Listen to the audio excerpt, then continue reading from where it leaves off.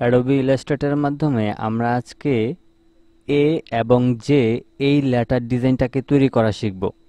তো এই ডিজাইনটা হচ্ছে একদমই ইউনিক একটা ডিজাইন। এই ডিজাইনটার আইডিয়াটা কিভাবে বের করলাম এবং এই ডিজাইনটা কিভাবে তৈরি করেছি সম্পূর্ণ বিষয়টা আজকের এই ভিডিও থেকে জানতে পারবেন।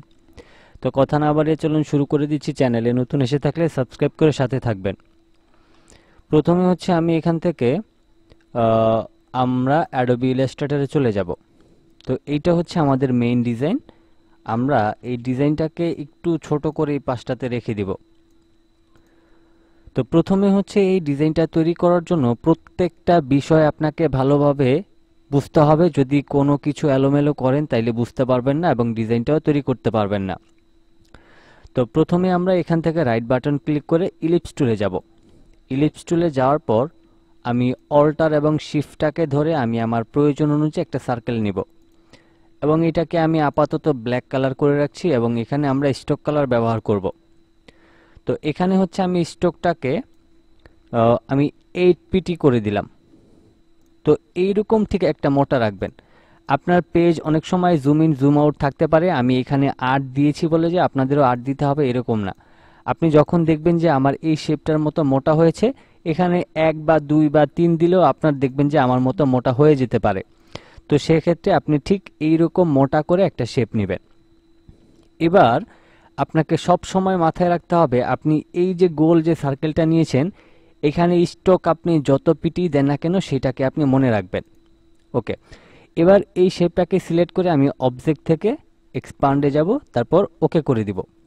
তো প্রথমে এটা ছিল স্ট্রোক কালার, এখন এটা আমরা এক্সপান্ড করার কারণে আমাদের এটা ফিল কালার হয়ে গিয়েছে। এবার হচ্ছে আমাদের এইখানে যে শেপটা রয়েছে এই শেপটার দেখেন মিডল পয়েন্ট কিন্তু এই যে এটা দেখাচ্ছে আমাদেরকে, এই যে অ্যাঙ্কর পয়েন্ট একটা আছে এটা হচ্ছে মিডল পয়েন্ট। এখন এই মিডল পয়েন্টটাকে ঠিক রাখার জন্য আমরা এখান থেকে এই যে রোলার দেখতেছেন, মাউসের লেফট বাটনটা ক্লিক করে আমরা এখান থেকে এইরকম একটা গাইড এখানে আমরা বসায় নেব। আমি এটাকে এখানে বসায় নিলাম। এরপর হচ্ছে আমরা এখান থেকে যাব লাইন সেগমেন্ট টুলে। লাইন সেগমেন্ট টুলে যাওয়ার পর আমি এখান থেকে ঠিক জাস্ট শিফটটাকে ধরে আমি একটা লাইন নিয়ে নিব এবং এখানে আমি স্ট্রোকে একটা ব্ল্যাক কালার দিয়ে দিব এবং এখান থেকে 8pt দিয়ে দিব, কারণ আমাদের এটা 8pt ছিল এজন্য আমরা এটাকেও 8pt দিয়ে দিলাম। এবার আমাদের এখানে যে স্ট্রোকের যে শেপটা রয়েছে এটাকে হচ্ছে আমরা অবজেক্ট থেকে এক্সপান্ড করে নিব। তা আমাদের এই শেপটাও কিন্তু এখন এক্সপান্ড হয়ে গেল। ওকে, তো এবার হচ্ছে এই যে শেপটা রয়েছে এই শেপটাকে আমরা জাস্ট এই আমাদের এখানে যে আমরা গ্রিডটা বসিয়েছি এটা পর্যন্ত দিয়ে দিব।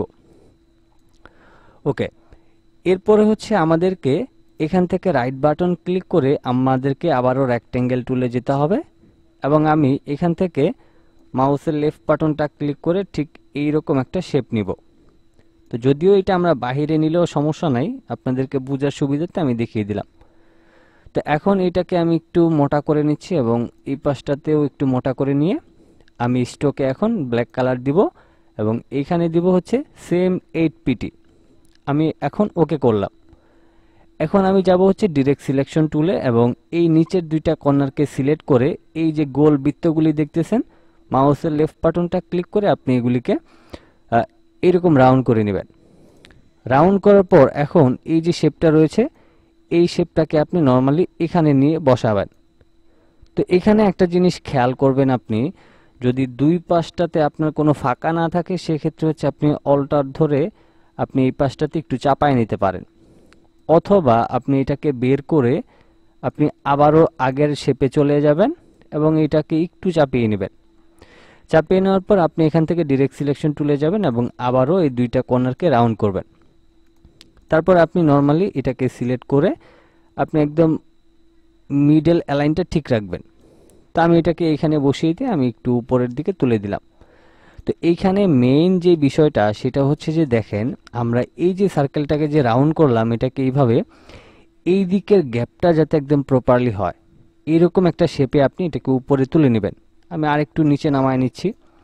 ওকে, এখন এখানে আমরা যে শেপটাকে বসায় নিলাম এই শেপটাকে হচ্ছে আমরা ডিরেক্ট সিলেকশন টুলের মাধ্যমে শুধুমাত্র এই কর্নারটাকে সিলেক্ট করব, তারপর কিবোর্ড থেকে যদি ডিলিট প্রেস করি তাহলে এই অংশটা ডিলিট হয়ে গেল এবং এখানকার যে অংশটা রয়েছে এটা আমাদের জে এর একটা শেপ তৈরি হয়ে গেল। তো আশা করছি সবকিছু আপনাদেরকে বোঝাতে পারতেছি। অবশ্যই ভালোভাবে ভিডিওটা দেখতে থাকুন। ওকে, এবার এই যে শেপটা রয়েছে এটাকে হচ্ছে আমরা অবজেক্ট থেকে আবারও এক্সপান্ড করে নিব। আমরা এটাকে স্টক থেকে ফিল কালারে নিয়ে গেলাম। ওকে, এরপর হচ্ছে আমরা এখান থেকে লাইন সেগমেন্ট টুলে যাব এবং এখান থেকে আমি একটা শেপ নিব।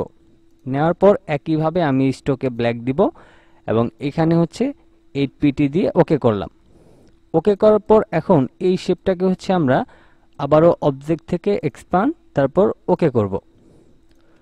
ওকে করার পর এখন এই যে শেপটা রয়েছে এই শেপটাকে সুন্দর করে আমরা এখানে বসিয়ে দিব। তো আমার এখানে কিন্তু কিছুটা ফাঁকা রয়েছে, আপনি দেখতে পাচ্ছেন। এইরকম একটা ফাঁকা রেখে আপনি সুন্দর করে এটাকে এখানে বসিয়ে নেবেন। তবে এখানে আপনি গ্যাপটা বেশি রাখলে খারাপ লাগবে, আপনি এতটুকু একটা শেপ রাখবেন। ওকে, এখন আমরা যেই কাজটা করব, আমরা হচ্ছে এই যে গ্রিডটা আছে এটাকে তুলে দিচ্ছি, ডিলিট করে দিলাম। এখন সম্পূর্ণটাকে আমি সিলেক্ট করব। সম্পূর্ণটাকে সিলেক্ট করার আগে আমাদের এদিকে আরও একটা কাজ আছে। যেমন আমরা এদিক থেকে লাইন সেগমেন্ট টুলে গিয়ে আমরা ঠিক এই যে শেপটা রয়েছে এই শেপ বরাবর আমরা হচ্ছে একটা লাইন টেনে রাখবো। এটা কেন রাখছি একটু পরে বুঝতে পারবেন। এখন আমরা সম্পূর্ণ শেপটাকে সিলেক্ট করে একটু ভালো করে মনোযোগ দিয়ে শুনবেন বা দেখবেন, তাহলে বুঝতে পারবেন। প্রথমে আমরা শেপ বিল্ডার টুলে যাব, এরপর অল্টার ধরে এই অংশটাকে মাইনাস করলাম, তারপর এই অংশটাকে মাইনাস করলাম, এই বাড়তি অংশটাকে মাইনাস করলাম এবং এই পাশে এই যে দেখেন একটা লাইন নিয়েছিলাম এইটাকে অল্টার ধরে মাইনাস করে দিব এবং এই পাশ থেকে এইটাকে মাইনাস করে দিব। এখন হচ্ছে আমাদের এইটাকে মাইনাস করে দিব। এবার এই যে মাঝখানের যে অংশটা আছে অল্টার ধরে এখানটায় মাইনাস করে দিব। ওকে, এখন হচ্ছে মাউসের লেফট বাটনটা, শুধু মাউসের লেফট বাটনটা ক্লিক করে এগুলিকে জয়েন করার পালা। আমি এখান থেকে কালার নিয়ে নিলাম ব্ল্যাক, আপনি চাইলে যে কোনো কালার নিয়ে নিতে পারেন। আমি এইভাবে করে সম্পূর্ণটাকে অ্যাডজাস্ট করে নিচ্ছি। তারপর এখান থেকে এখানে, এরপর আমরা যেটাকে এখান থেকে এখানে, তারপর এখানে। এখন ফাইনালি যেটা হয়েছে আমাদের যে লেটারটা ছিল সেটা কিন্তু তৈরি হয়ে গিয়েছে, কিন্তু ডিজাইন এখনো কিন্তু শেষ হয়নি। তো এইবার হচ্ছে এই যে এর যে অংশটা রয়েছে এই অংশটা কিন্তু আমাদেরকে কাটতে হবে। তো এটার জন্য কি করতে হবে, আমাদের এই যেটাকে সিলেক্ট করতে হবে, তারপর আমরা যাব হচ্ছে অবজেক্টে, অবজেক্ট থেকে পাথ অপশনে যাব, তারপর অফসেট পাতে যাব। অফসেট পাতে যাওয়ার পর এখানে আমার দেখেন অফসেট পাথ 2 পিটি দেওয়া রয়েছে, আপনাদের এদিকে মেবি 10 বা 15 থাকতে পারে। আপনি এটাকে জাস্ট এখান থেকে আগে প্রিভিউ দিবেন। প্রিভিউ দেওয়ার পর আমি এখান থেকে এক্সটাকে একটু বাড়িয়ে দিচ্ছি, আমি ধরেন এখান থেকে 3 পিটি দিয়ে ওকে করলাম। এখন আমি সম্পূর্ণটাকে সিলেক্ট করব। সিলেক্ট করার পর আমি হচ্ছে আবারও শেপ বিল্ডার টুলে যাব এবং অল্টার ধরে এই অংশটাকে মাইনাস করব প্রথমে, তারপর এই অংশটাকে মাইনাস করে দিব। তাইলে আমাদের মেইন যে কাজ ছিল সেটা কিন্তু হয়ে গিয়েছে। এবার হচ্ছে আমাদের এদিকে কালার দিতে হবে। তো কালার আপনি যে কোনোটাই দিতে পারেন, কোনো সমস্যা নেই, বাট আপনি অবশ্যই স্মার্ট কিছু কালার ব্যবহার করবেন। আমি এখান থেকে প্রথমে এটাকে রেড কালার দিয়ে দিলাম। ধরেন আমি এটাকে ব্ল্যাক এবং রেড কালারের মধ্যেই করছি, আর শেপ বিল্ডার টুল দিয়ে আমি এটাকে অ্যাডজাস্ট করে নিচ্ছি। ওকে, তো এখন হচ্ছে আমাদের এখানে এ এবং যে লেটারটা ছিল সেটা কিন্তু অলরেডি তৈরি হয়ে গিয়েছে। এখন আমাদের নর্মালি যেটা করতে হবে, আমরা টাইপ টুলে যাব, টাইপ টুলে গিয়ে আমি লিখে নিচ্ছি COMPANYNAME, কোম্পানি নেমটা লিখলাম। এবার এই সম্পূর্ণ শেপটাকে সিলেক্ট করে আমি প্রথমে গ্রুপ করব, তারপর এখান থেকে একটা রোলারের মাধ্যমে গাইড নিয়ে আমি এটাকে এখানে মিডল করলাম। তারপর এই লেখাটাকে আমি একটু ছোট করব। এটাকে আমারই বেশি বড় করার দরকার নাই, কারণ আমাদের লোগো অনুযায়ী এটাকে বড় করতে হবে। তা আমি ধরেন এটাকে দিয়ে দিলাম রেড কালার, অথবা আমি এটাকে ব্ল্যাক কালার দিয়ে দিলাম। তারপর হচ্ছে আপনার কোম্পানির যে স্লোগান আছে সেটা দিতে হবে, স্লোগান হেয়ার। এবার হচ্ছে এই লেখাটাকে আমি একটু ছোট করে নিচ্ছি। ছোট করার পর আমি এটাকে এখানে বসিয়ে দিব। আমি আরেকটু উপরের দিকে তুলে নিচ্ছি এবং আরেকটু ছোট করে নিয়ে অল্টার এবং লেফট রাইট যে অ্যারো কি আছে সেটার মাধ্যমে ফন্টগুলিকে একটু ফাঁকা ফাঁকা করে নিলাম। তারপর এখানটায় আমি আরেকটু ছোট করে দিয়ে এটাকে একদম মাঝখানে নিয়ে রাখবো। তারপর এখান থেকে আমি রেড কালার দিয়ে দিব। ফাইনালি আমাদের এই যে লেটার ডিজাইনটা কিন্তু তৈরি হয়ে গেল। তো দেখেন এখানে কত সুন্দর এবং স্মার্ট একটা লোগো ডিজাইন কিন্তু তৈরি করেছি। তো এই ধরনের প্রফেশনাল লোগো ডিজাইন আপনি যখন তৈরি করবেন তখন আপনার কাজের অভাব পড়বে না, এবং আপনি যদি আইডিয়া জেনারেট করে এই ধরনের লোগো ডিজাইন তৈরি করতে পারেন, আপনাকে কে আটকাবে? তো সেই ক্ষেত্রে আপনি অবশ্যই ভালো একজন গ্রাফিক ডিজাইনার হওয়া এত সহজ না।